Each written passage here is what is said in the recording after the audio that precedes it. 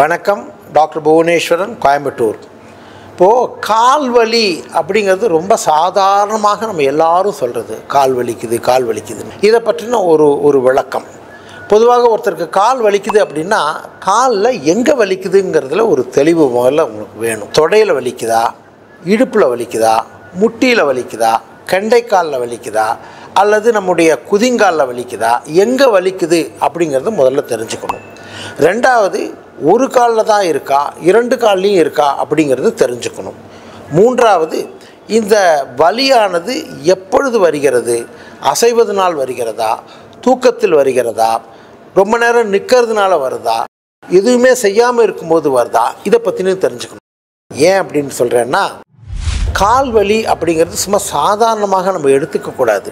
சர்க்கரை நோயினால் ஒருவருக்கு தொடையில் வலி வரலாம், சர்க்கரை நோயினால் ஒருவருக்கு குதிங்காலில் வலி வரலாம், சர்க்கரை நோயினால் ஒருவருக்கு இரவில் அவர்களுடைய கால்களில் அந்த கிராம்ஸ் என்று சொல்லக்கூடிய விஷயங்கள்னால அதிகமான வலி வரலாம், நரம்பு பிரச்சனைகள்னால வலி வரலாம், வைட்டமின் குறைபாடுனால வலி வரலாம், இடுப்பு, முட்டி, கணுக்கால் போன்ற இடங்களில் தேய்மானத்தினால பிரச்சனை வரலாம், அல்லது வேரிகோஸ் வெயின் என்று சொல்லக்கூடிய காலில் உள்ள அசுத்த இரத்த குழாய்களில் இரத்த ஓட்டம் தேங்கி அதன் காரணமாக காலில் வலி வரலாம்.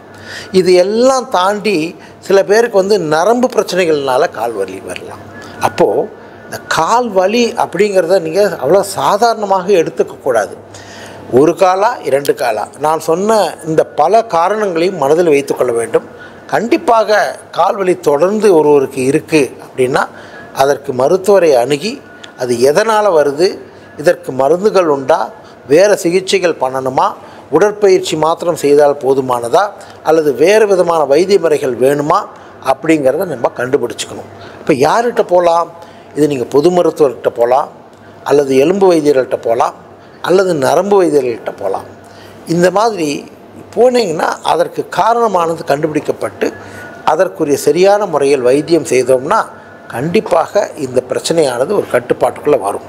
அதனால் வெறும் கால் வலி தானே அப்படின்னு அதை உதாசீனப்படுத்தாதீர்கள்.